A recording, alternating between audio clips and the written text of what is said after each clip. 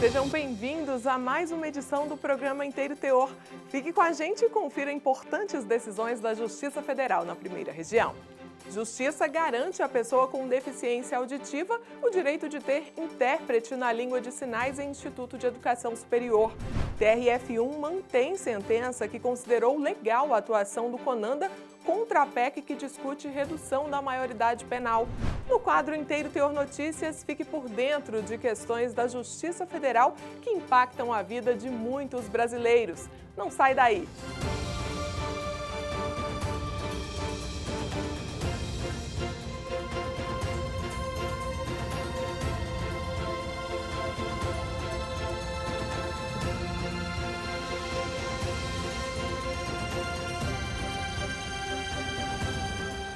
Está na lei. As instituições federais de ensino devem garantir às pessoas com deficiência auditiva acesso à comunicação, à informação e à educação. Isso vale para os processos seletivos e para as atividades curriculares desenvolvidas desde a educação infantil até a superior. E quando isso não ocorre? A solução pode ser procurar a justiça. Foi o que fez uma aluna do Instituto Federal de Brasília, que ganhou inclusive o direito à indenização por danos morais. Acompanhe os detalhes dessa história na nossa primeira reportagem. Larissa tem deficiência auditiva e sempre precisou de intérpretes na língua de sinais Libras para compreender o conteúdo durante a sua trajetória escolar. E até o fim do ensino médio teve esse suporte necessário. Mas, para surpresa dela na faculdade, não foi disponibilizado nenhum profissional para que ela pudesse acompanhar a aula.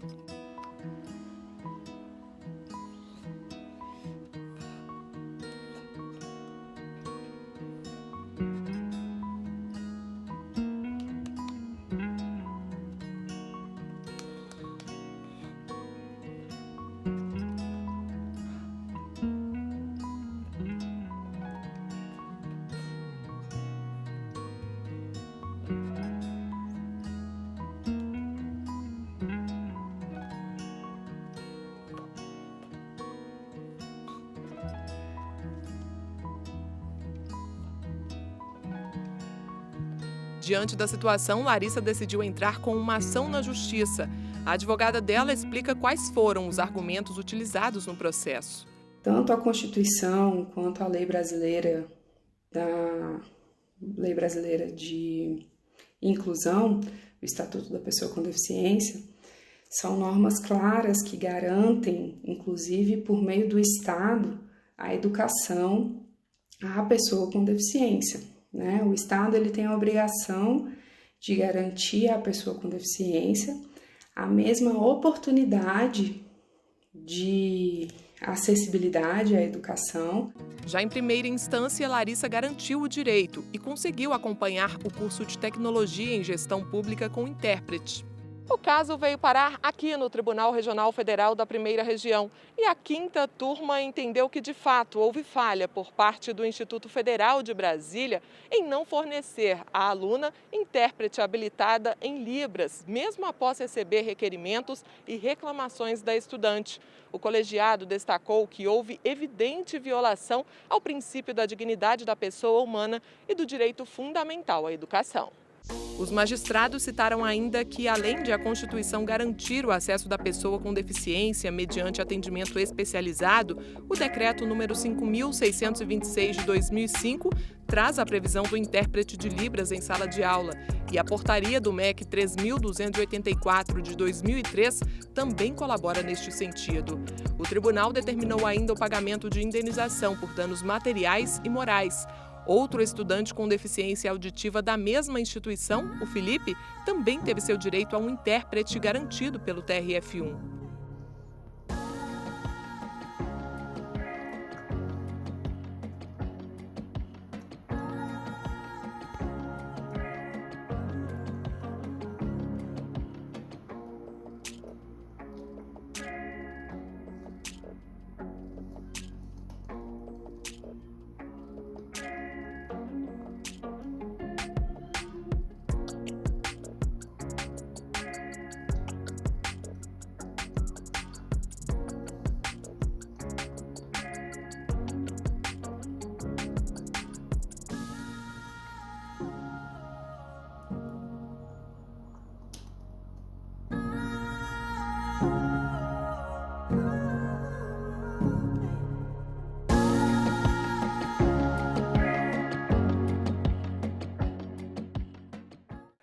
papel do Conselho Nacional dos Direitos da Criança e do Adolescente na sociedade?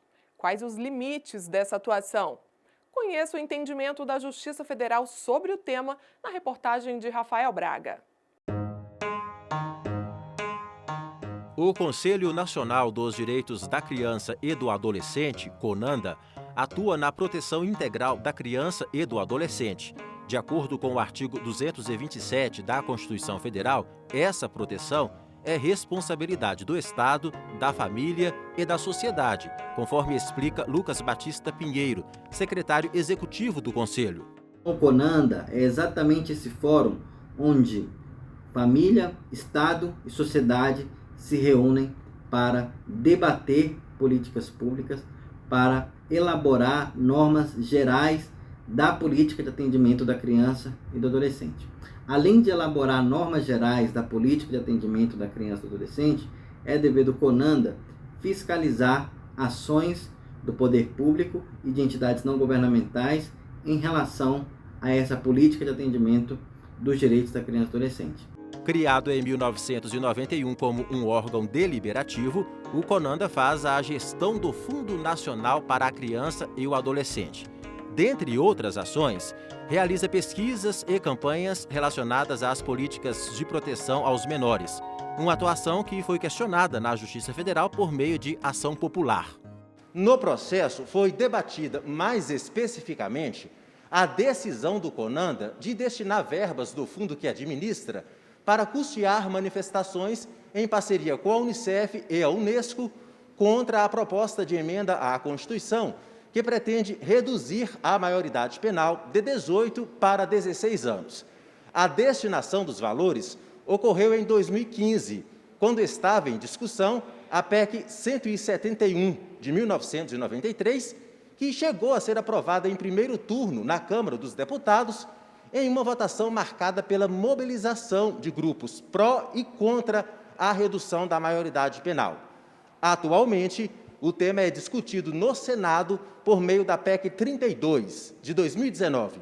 Os autores do processo alegaram que as manifestações dos então conselheiros do CONANDA pretendiam desmoralizar o argumento dos parlamentares e pediram a devolução dos valores utilizados na ação, classificada pelos autores como um lobby junto ao Congresso. Outra solicitação foi para impedir a utilização do Fundo da Criança e do Adolescente em novas mobilizações contra a proposta. Em relação ao pedido de condenação de ex-conselheiros, a Justiça Federal em Brasília extinguiu o processo, pontuando que é impossível condenar alguém a qualquer obrigação sem que essa pessoa seja parte do processo. O juízo de primeira instância também considerou que não houve ilegalidade na atuação do CONANDA ao apresentar argumentos relacionados à redução da maioridade penal. Do TRF da Primeira Região, a relatora do caso, desembargadora federal Daniele Maranhão, votou pela manutenção da sentença, destacando que o tema foi analisado em primeira instância com fundamentação precisa, baseada nos fatos. O voto da magistrada foi seguido à unanimidade pelos demais desembargadores da quinta turma.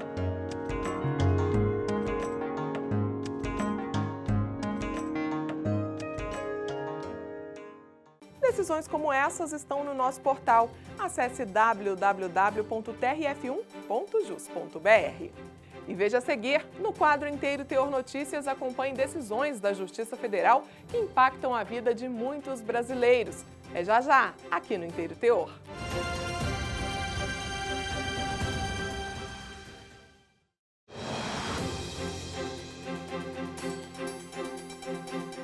No quadro Inteiro Teor Notícias desta semana, o repórter Rafael Braga traz pra gente informações sobre decisões da Justiça Federal que podem fazer a diferença na sua vida e de tantos outros brasileiros. Acompanhe.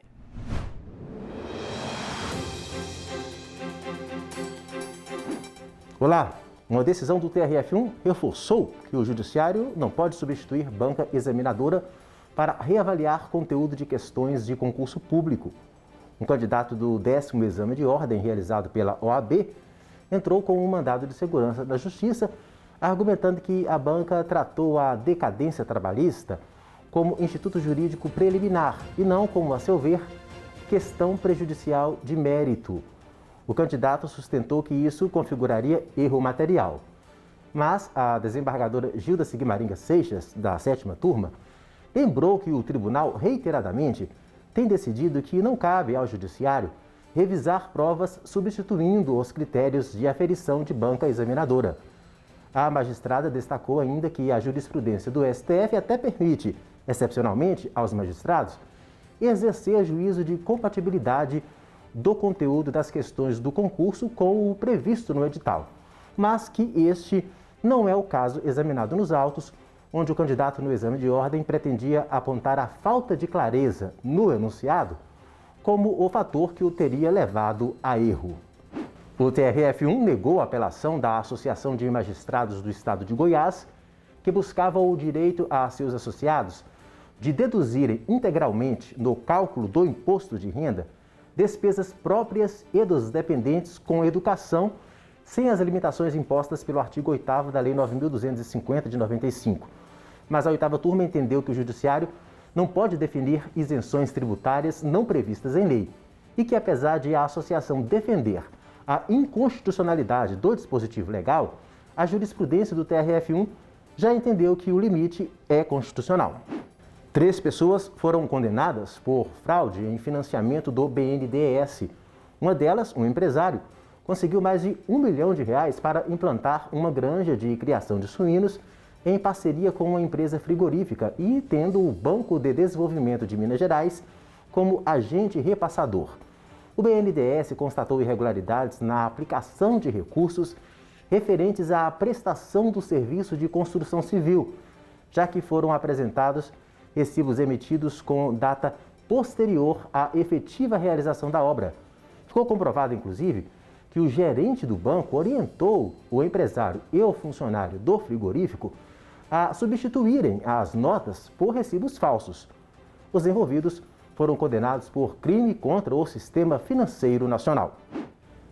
E a 1ª turma do TRF1 confirmou sentença que determinou o pagamento de seguro-desemprego a um trabalhador seletista demitido sem justa causa. Ele havia prestado serviços para uma empresa pública de Goiás que recorreu da decisão. Segundo o relator, desembargador federal Wilson Alves de Souza, a recusa pela administração no pagamento do seguro-desemprego fere o princípio da legalidade. O magistrado também lembrou que o Supremo Tribunal Federal fixou o entendimento de que a anulação das contratações feitas pela administração pública sem a prévia realização de concurso público não gera efeitos jurídicos, exceto direitos como salários referentes ao período trabalhado e ao levantamento dos depósitos efetuados no Fundo de Garantia por Tempo de Serviço. Até o próximo Inteiro Teor Notícias.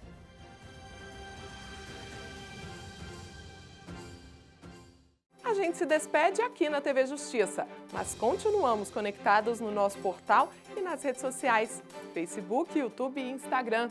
E nosso encontro fica marcado para a próxima semana. Eu te espero, até lá!